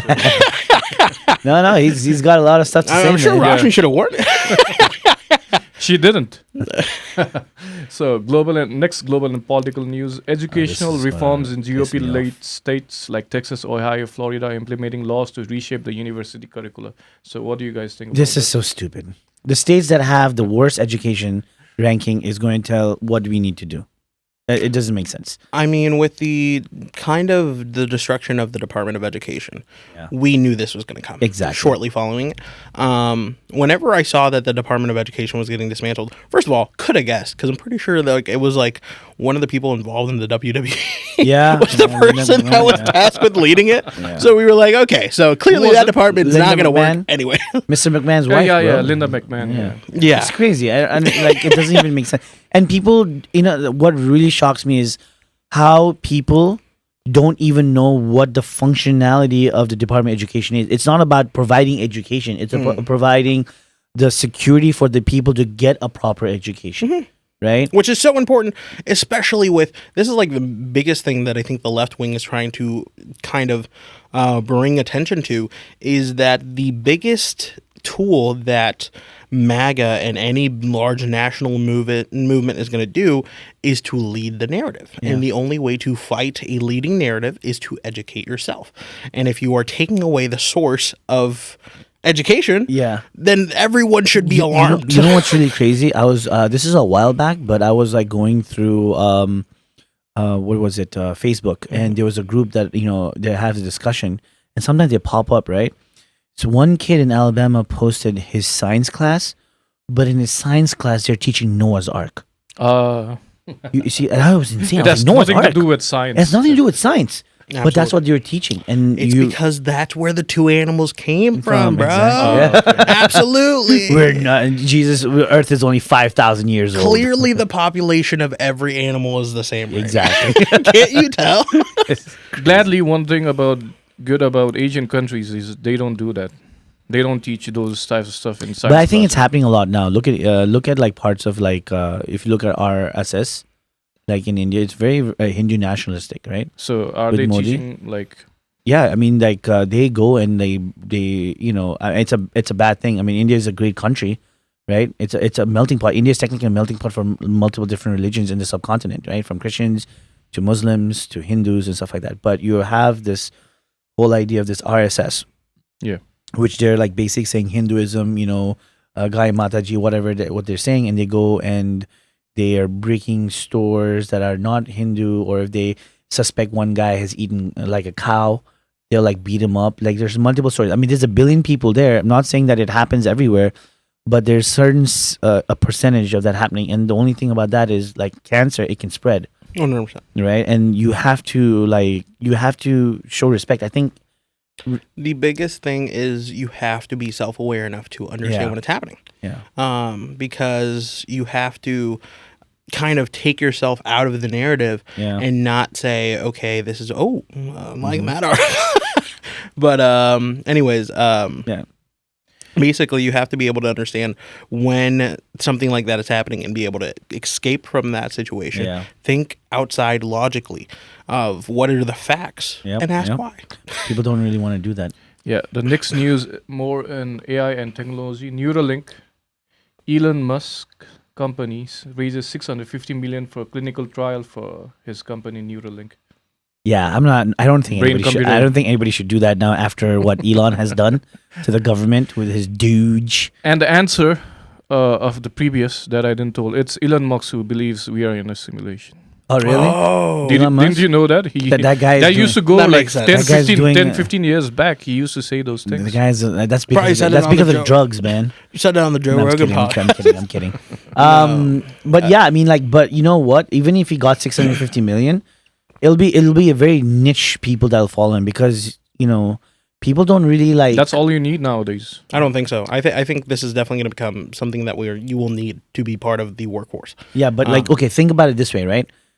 A lot of religious people are not going to believe in this. They're going to go way against it. I feel like, planting a chip in your head, blah, blah, blah. Jesus wouldn't want that. Like if you look in the religious line. We talked about it before. There is a select group of people leading most religious groups. Whenever you get those select few to sign off on this. Okay. Yeah, you know what? You're right. You'll get the following. Yeah. You know what? Gotcha. That is absolutely true. Right. Like those people control. Yeah. Exactly. And I mean, you really see that happening? Yes, I mean we talked a little bit about how about Black Mirror. Yeah. And Black Mirror's big thing is always like that circular implant in the corner of your head, and that's Neuralink adjacent, 100%. But we're already starting to see we want solutions at our fingertips. Yeah. A phone is no longer the most convenient option. Yeah. Like Ray-Bans already came out with the Meta glasses. Yeah. And even though they are similar to the Google glasses, now there's a market for it because now people have seen the power of AI. Yeah. So with that, I'm sure the next step is going to be that Neuralink. And in order for you to be a high-ranking executive, which is what everyone wants to be in a company, you are going to need that because you need to fact-check whoever's on the other side of you. I think this is how it's going to go. First, they say they make it for disabled people, right? They're building these for disabled people. So then they starting use in military people. You think so? Yeah. Then it goes to the largest population. He has a part of the simulation. He's already cracked the code. I mean, all right, next one, man. Let's go this. We will keep going down that road. Since he's interested in history and also, I found something like this week. An oldest human-crafted bone tool was found in Tanzania. So 1.5 million years. Okay, you know what? I need to ask you this because who gives them the right to say it's 1.5 million years ago? No, there are technologies behind that. Yeah. Well, carbon dating. Carbon dating, yeah. Okay, but like how, like specifically? I mean, you have to understand carbon dating for that. I don't know. You know what? Do you understand carbon dating? It's or is it just a little thing that you're trying to make us believe? There's a specific I've done light research. Do not take this as law. It's a simulation. But the way that carbon dating works is that there is a certain carbon molecule that has a half-life. So you can estimate how much of that carbon molecule is going to be there at the creation, and then if you see how much of is carbon present in that. I was testing you guys. You guys passed. Thank you. Good job there. But Good whenever job. anything past, like, I think it's like the 300,000 years ago mark, it's wild estimates. Like, they have to do some that's crazy... what I'm trying to say. Yeah. My point was not like, 340, like 1.5 million years ago. Like, really, dude? You are looking into the decimals. Yeah, like that just means you're a nerd. Yeah. I do believe nerds Like, are the who's ones... the biggest nerd? 2 million years ago or 3 million years ago. Why? Because of carbon dating. I think every archaeologist would consider themselves a nerd. So. Yeah, true. Yeah. So I saw this really funny meme. It goes like, why are most archaeologists women? Why? Oh, because they like digging up the past. Yeah. I'm not a misogynist. It was a funny joke. Absolutely. That was funny though. I was like, we talked about Latinas earlier. Yeah, exactly. By the way, yeah. Now we're doing the game one. We go to the next section. Okay. That's nice. Games. Okay. I don't think you guys need that. You can use it or you cannot use. You know what? Do we have to use it? No. Okay, let's not use it. It's good. We have horrible handwriting. You're not missing anything. Yeah. It's okay, yeah. And plus, like, my 3s and 5s kind of look similar. This is no rating. Just you guys have to tell which one do you choose. Choose? Yeah. Okay. So Does it have Latina It's what would you girls? rather? the game is pick your poison. Okay. Oh. So among the two options, you have to pick one. A roommate who whispers your deepest fears while sleeping. Yeah. You forgot the sleeping. Yeah. Or a pet parrot that loudly reveals secrets to strangers. So you have to choose one. I would choose the roommate, 100%. So you want to hear all the time like whispers. Sleeping? Nah, I love sleeping. Here's the thing. I'll go with the parrot. You know why? I could probably be like the parrot's lying. Or who is the parrot actually listening to? Well, I don't think people are going to believe you when you say their parents. No. He's gonna but here's the thing. You decide what you tell your roommate at the end of the day. I'm going to tell my roommate my biggest fear is Latino women. Latinas. Okay. What if it's like a ghost roommate, like just automatically knows? If it's a ghost, then I don't want him. I'd rather a parrot over a ghost. Yeah. Or you know what? And I'll pick the parrot. You know why? Because the parrot one day just might, a cat might be eating it. I'm just kidding. We're having chicken for dinner. We're having chicken for dinner. Like, the thing that you guys don't understand is your roommate knows your deep fears and the parrot knows your secrets. Oh, so that's like a given. Yeah, that's like a given. You can't change that. Okay. What if my secrets are just freaky? Yeah. I have freaky side to me. So your roommate is not going to deep. talk about Latina women. frick. Deeply Nah, I'll go with the disappointed. parrot. I'll take my chances with the parrot. If the parrot says too much. I'm a very deep sleeper. Yeah, me too. and I sleep with music. So Really? yeah. With music on? Yeah. EDM music? You should look at my like Spotify like Wrapped. I read that about you. You I'm said in- EDM music. So Yes. EDM music sleeping? Yeah, I listen to my all playlists while sleeping. Jesus. So How deep one do you time, sleep? I in the convention that I told you that I went to over the summer, I had a roommate for the place we were staying at, and he's a deep sleeper too. So we didn't think that it was going to be an issue. He woke up one day and it was the national anthem playing. Oh my god, dude. That's crazy. Yeah, he was like, "Why are we listening to the national?" I could see him like I sleeping. listen to ASMR, so That's not different music. though. That's Not- different. that's different. ASMR would be creepier at night. Yeah, like it's a bunch of it's like the crawling? person whispering to you. Not those kind of things. Like, but I'm picturing him because he says he likes EDM from like different. Yes, I love EDM. Yeah. And it's like Yeah. he's sleeping and all he hears is Yeah, how can you sleep So with good. them? I don't get it. I mean, it's more of a thing of I don't like noises in the night. Just Oh, you because don't then like creepy noises inside. Like, I mean, it can be creepy or non-creepy. Even if it's just a regular noise at night, you're gonna be like wondering, "Hey, what's were you that kid that had to turn off the light downstairs and then you had to run all the way up and get underneath your blanket because you thought like a ghost was chasing you? It's fine. I mean, the way that No, hold on. That's like, were you that kid? I was that kid up until like I was probably like Yeah, 7. Yeah. You So know, he was that kid. Yeah, Yes. I was that kid too, and I saw a Vine video or like one of those videos Yeah. where like this kid goes like turns it off, and then he's like runs, and then there's a killer like the guy with the mask running behind him, Dang it. and then he jumps in bed and puts the like blanket over, and then the guy who's playing the ghost is like, oh god damn it, Can't get him this time. can't get him because he's underneath the blanket now. I was like, that is The so blanket is going me. to protect you, right? Yeah. All right, next one. Let's go. So pick your poison. You don't get to make assumptions about Latina women and all. So, Ah, damn it.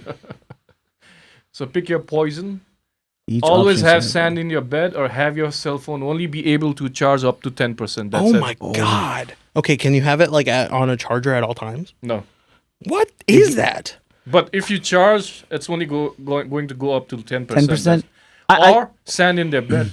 No, Okay. I'll go with 10%. I think I can deal with that. In like for the sand in the bed, like is it like It is annoying. under the blanket? It's so annoying. Have you slept in sand? Have you ever had? Have you gone to the beach? Absolutely. And you saw how annoying it is You with want to know sand? how much experience I have with sand in my bed? I literally went camping in a beach. So trust me, I am fully Yeah. aware. You know that, So what do you guys choose? I'm going to choose the Sand in the 10%. bed. What? What? 10%? It's going to like end. Doesn't matter, dude. Like I hate sand. The feeling of sand, having sand on me at all times. For me, sand is better than like having your mobile and going to reach out. Wait, what if you 10% go outside? can last for at least 5 minutes, dude. It depends upon the. like- You know what? I'll put my phone in black and white mode. That 10% now becomes like 5 days. Thank God. The to Google. lowest What- brightness. And Yeah, you what watch one is video. what is that terminology called? Hold on. Battery saver mode on. Okay. So you watch one video of news nonsense and more, and it's gonna end in Well, like 5 more- minutes. It doesn't matter. More than enough for Use me. your 10% in order to Yeah, watch you know this. what? It'll make you more efficient. If anything, Yes. it'll make me better. Okay, guys, next one. Sand in your bed. Imagine having sand in your butt crack. I've slept with While sand sleeping? in my bed. I'm Yeah. a morning shower anyways. Yeah, but still, like, imagine sleeping on your bed. Like, it's always there.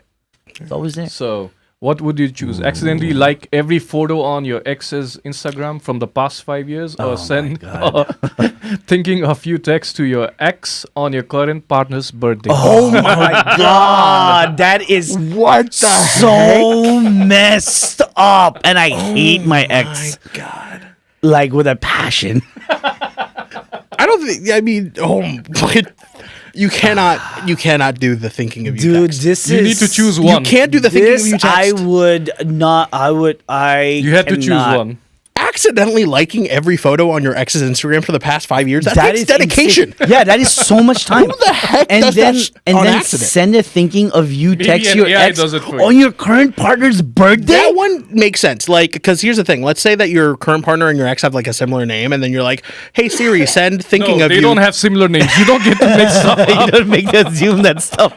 No. Oh, What I'm dude, saying is that like would- that one of would them. be- One of them Names can are happen. different. You can't accidentally like every photo, but one of them can happen. One of them. Choose one, guys. I'll choose the accidentally like every photo. Yeah, that would be one because I'll just block them after that. Well, are you saying that they're not already blocked? Yeah, they're already blocked. Yeah. So I wouldn't be able to. You know ex. what? I wouldn't be. Yeah, you know what? I'll pick the other one left because it's already blocked. Well, whatever. What are I they found going a to do? loophole. Reach out to me? Okay. I found a loophole. Thinking of you, Texto? That's wild. If your partner sees that, you're done. You're done. That's it. You're done. No more current you're partner. single again. That's That one is now your new ex. Exactly. That's At your least new you can ex. block the number and block the phone that she doesn't. You know reach what? If you did the right one first, thinking of you, Hmm. then you would go back and like your ex's pictures for the last 5 years because that's the one that you messed up with. Yeah. Because that would be your new ex at that point in time. Yeah. There we go. Okay, next one. Be woken up every day by a bucket of water, or never find anything funny again. Water. Oh, water. Easy. Water. Have you heard my laugh? Dude, I need to laugh. So for the rest Matt- of your life, you're gonna be. I'm so hard to wake up. Like, alarms are so bad for me. I need a slap to the face every morning. Okay, for you, it's this good would then. save my life. I mean, Yeah. I think for water. I don't think I'll like. So for the rest of your life, like ice bucket water That's every fine. day. That's fine. Even if you I sleep, need to laugh. I need to laugh. if you dude. sleep naked, it's even better. You skip the shower. Yeah, funny. that's right. That's right. All right. Okay, the last one. Where are you coming up with these? This is crazy. Oh wow. Only be able to speak in sarcasm at a funeral, or laugh uncontrollably After someone So, cries. every time someone cries. Low key, I do a little bit of both already. Yeah. Anytime someone comes to me crying, I will try to make a joke to try to make them feel better. And What if the person is feeling bad and you like? Okay. This is a situation. you know what? where- My friends are asshole. Probably doing the same thing.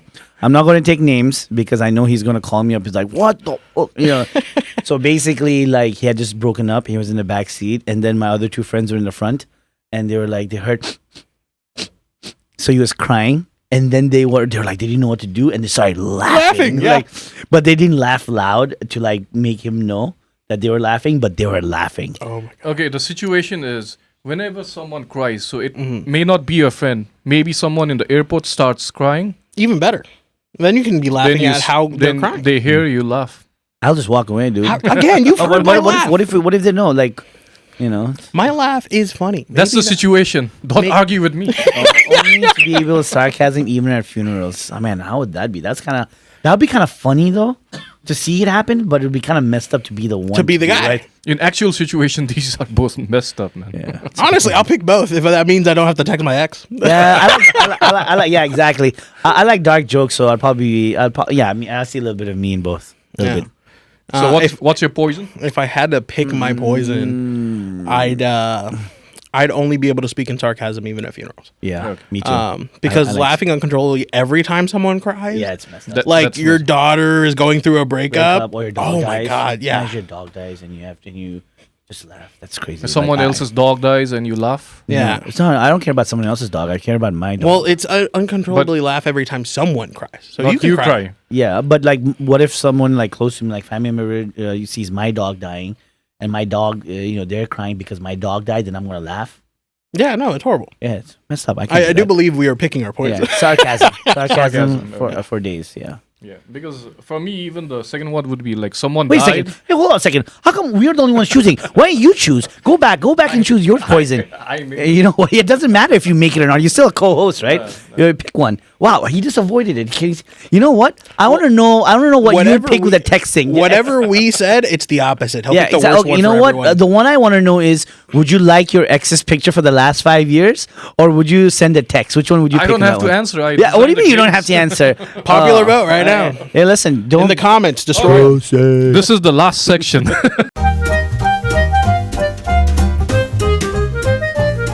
It's React O'Clock.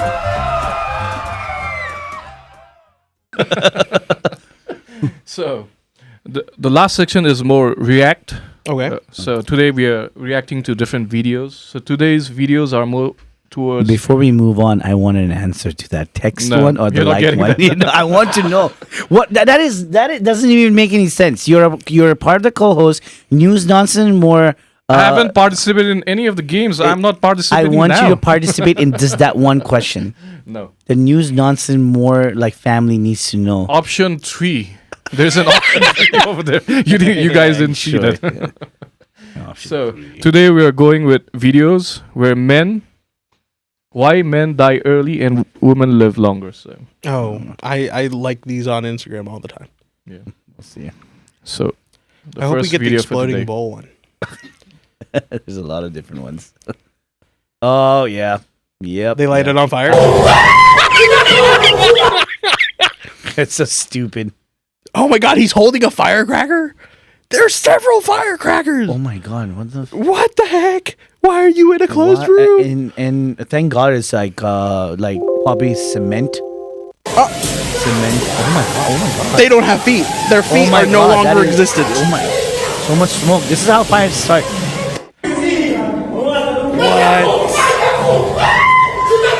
That guy in the They're red just trying cap, to he burn did the not building want to down. be a part of this. That guy in the red cap was like in the room whenever it got locked. But you know, like, oh my god, that's crazy, man. Okay, hold on. Let's see the comments, man. What was the purpose of this? To have fun. Can someone like to live a this? little. Can someone like this? I want to watch this. Wait, what? Really? See, there Let's we go. play Fireball. I can't see. Oh. Who cares? I can't see. Who cares? Kick the ball. Who cares? Kick the ball. You can feel the heat at your legs, so you just start kicking. Nice. Accurate. Accurate. There we go. This is why men die early. Yeah. Just a little bit. But yeah, we do some stupid stuff. Hey, none of those people died. You know, Yeah, sure. they're just gonna have fun. But this is the way you burn buildings down. But here's the thing: you have a few scars for he's trying memories. he's trying to like Exactly. You're He's gonna trying see to give a that. You did reason it. to why buildings should burn. Oh, the building burned. But dude, wasn't that awesome? That was though? so much fun. Now you remember. Everyone has asthma, but we loved it. So someone says, I like it. I want to do it too. Let's be friends with that guy, Samsung boy. Samsung Hit him boy. up. Yep, clearly. Mom, boys, what are y'all in Doing. the room? Oh yeah. Yeah, this we used to do the same. Oh yeah, it's like your girlfriend thinks you're talking to another girls, but then you're actually in the room doing that shit. All right, next one. Let's go. So next one, let's go. They're probably old, but they probably grew up and like, dude, guys, remember we that ball? Exactly. What the heck?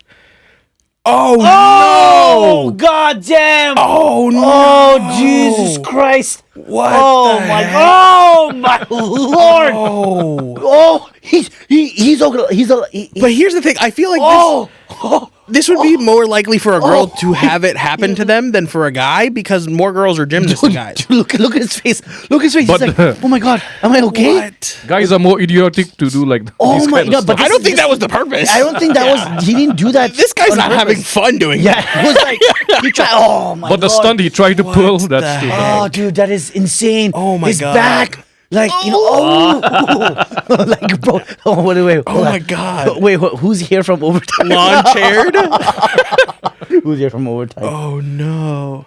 So what happened after this? Are you injured? That's a Like, well he we had should- to be injured, man. I'm so surprised he can use his legs. Fair enough. I mean, Dang.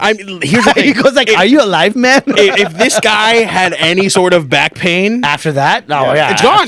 Lifetime. That's the best chiropractor you've ever met. Or maybe he has back pain for life. I think spinal injury Yeah. is more likely So- what occurred. I've done that's these crazy. stupid kind of like in exercises. After that, you have back pain for the rest of your life. You don't get chiropractic service. Absolutely. So I know- don't think. while we do jujitsu, we do rolls, right? Yeah. And sometimes you just go way over here, and Yeah, it's Crack. like crack. then Yeah. after that, 2-3 Yeah, weeks pain. good thing that didn't happen when I was powerbombing you guys as kids. We used to play wrestling. So choke slam, power bombs, figure four 100%. fedlocks. I was being the oldest was fun. Yeah. There will be a day where I'll tell that Coca-Cola bottle story. Okay. Oh man, No, yeah, I have a lot of stories like that with my brother-in-law. He's the one that used to, Beat you know, the crap wrestle out with of me. you. One time we Yeah, went 3 to hours for you guys. we went to a 4 hours. supermarket whenever I was a little kid, and there was like a produce hose, and then I took that produce hose, and then I tried to hit a lady that was picking out tomatoes, and then my brother-in-law kept on telling me to stop it before I like actually got the opportunity, and then I absolutely just did it. Next one. Okay. We go to the next video. Oh, Okay. So we used to do this, right? yep. Oh. Okay. But I'm surprisingly like kind of like flexible dude there. Like he could kick all the way up. Yeah. Look at the Feeling Jackie sand. Chan thing. He's like, What is he doing? I mean, he would have nailed that roundhouse kick if it weren't for that, ceiling fan. Yeah. I feel like the ceiling fan had it coming. What? Wow. Dude, that is actually perfect high kick. I'm telling you, beautiful form. Straight as hell. Jackie Chan would be proud.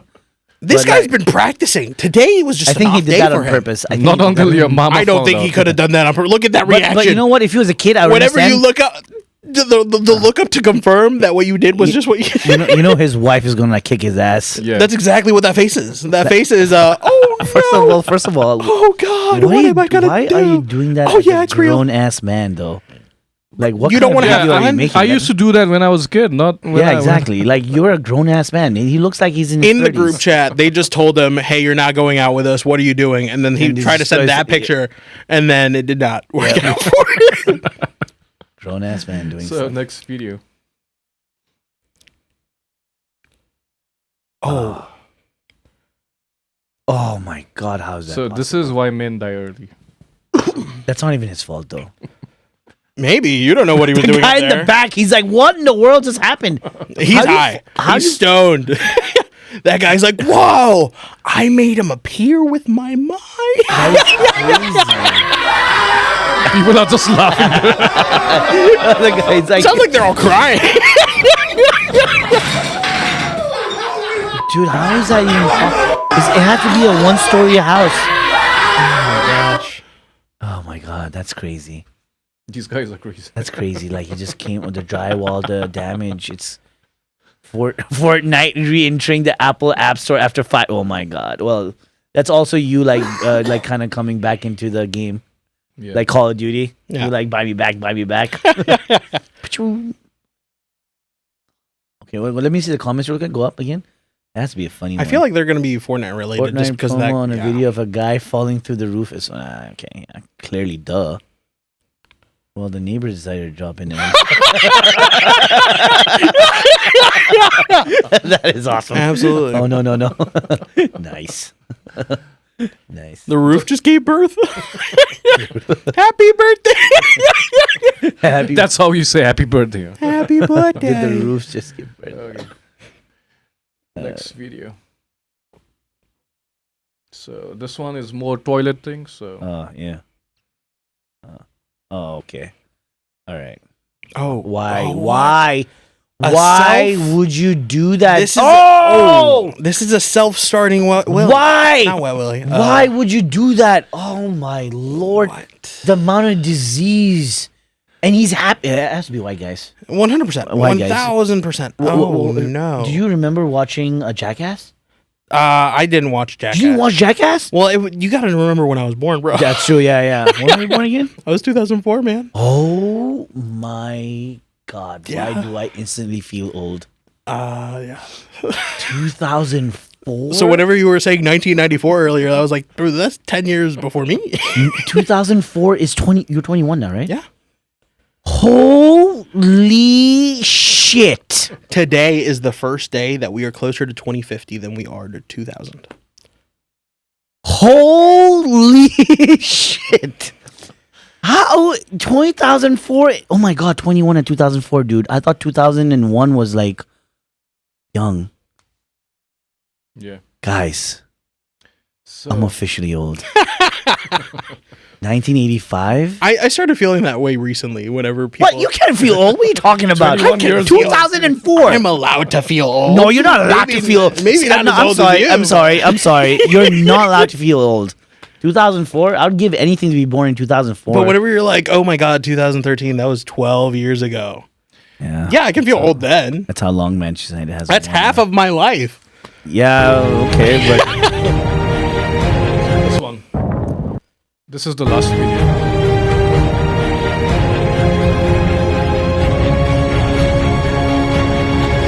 what he did, He's gonna... he's gonna die. I thought he was gonna... Oh! Oh Jesus fucking! What? Dude, this is giving me anxiety. Are you afraid of heights? I hate looking down. Like if I don't have a harness or something, like I can jump from a cliff into water, Yeah. I can do that stuff, right? Well, vertigo, is just a natural human instinct. Whenever you look down and then all of a I sudden... showed you guys that video because that person actually died in one of his stunts. I'm pretty sure he did. I'm pretty sure he did. And that's why guys play stupid died. games, win stupid prizes. yeah, that's it. I mean, like, he got views, though. He got views and all. He was doing like different stunts. He died but one of the doing what he stunts. loved. Yeah, sure. So this is the end and Is it closing. Yeah. Closing Alrighty. statements. Yeah, you had some tough questions today, choices. I didn't like the X one. And you didn't even answer it. Hypocritical, really. Yeah. I'm not To gonna have us answer that. choose and not him. Yeah, that's not cool. That's not cool. That's for you two guys, not me. yeah. So you guys, he just- Next episode. He'll never show his face. That's why he never gets to show his face. Fair enough. He's been begging me to show his face, but I'm like, no. The day you answer that question, Yeah, maybe. Yeah, that's why he's We'll think about he's always a question mark. I know why you guys want me to answer that question. I Because of yeah. someone's I wonder presence. why. But just to let you guys know, for reference, his wife is here. That's why. That's why I really wanted him to answer the question. But she's a good sport, right? She is not when you go. Right? Go. She is The a good car drive sport. home is going to be determining. If I answer that on question, the couch. the car ride home is gonna be really terrible. For me. Well, you shouldn't have made that question in the first place. But yeah, You chose it though. but yeah, just for the closing statement remarks, appreciate you being here. I think we didn't have enough time, but always welcome to have you on again. Awesome. I think you have a plethora of info for someone who's born in 2004. But no, it's good though. It's always good to, even though that you're born in 2004, there's a lot of things you went through. You had a lot of self-discovery, and that's something that a lot of the people who are watching this episode can see. Like, it doesn't mean that you have to stick with whatever you're born into. 100%. You can always, ask the question why, right? Or how. Yeah. Who, how, I think two of the biggest things that kind of helped to determine who I was one is not having to make mistakes for myself, but learning from those of others those around you. and gaining that exponential information from there. Absolutely. And then the second thing was telling myself at a very early age, if I have a goal, there is nothing that's going to stand in my way. That's true. And so far, we've been able to do it. Yeah. Every goal that I've had, I've been able to accomplish. Yeah, and you have to be realistic, right? You have to put realistic goals. Yeah. That's why you call it make a smart action plan. Smart goals. Smart goals. Always smart goals. It has to be realistic, mostly. Most importantly, it has to be realistic. And set yourself a timeline, right? That's what it is. Yeah. But, want to say thank you very much. We'll look forward to have you here again. I know you're going to New York, Yeah. my hometown. So, you will love the pizza there. Oh, I'm looking forward to it. And another thing I'll tell you is definitely, I don't know if you've had halal guys before. I have. You have? Go to the OG spot, the 53rd and 6th. There is the original cart, and I don't know You're if he's getting still me there. excited, bro. You're It getting is. me It's so excited. really good. Because I've had halal guys here. It's not the same. Understandable. So when you go there, 53rd and 6th, by the Hamda is what we say, and he'll always look at you and he'll ask you, "What's hotas? What's hotas?" And then you go, "Yes, what's hotas?" But yes, once again, thank you very much for coming here. Thanks for everybody watching. If you like this episode, please like, comment, subscribe, and hit the notification bell because we will bring even more interesting guests like Louis today. Thank you so much. Thank you very much. Have a great one.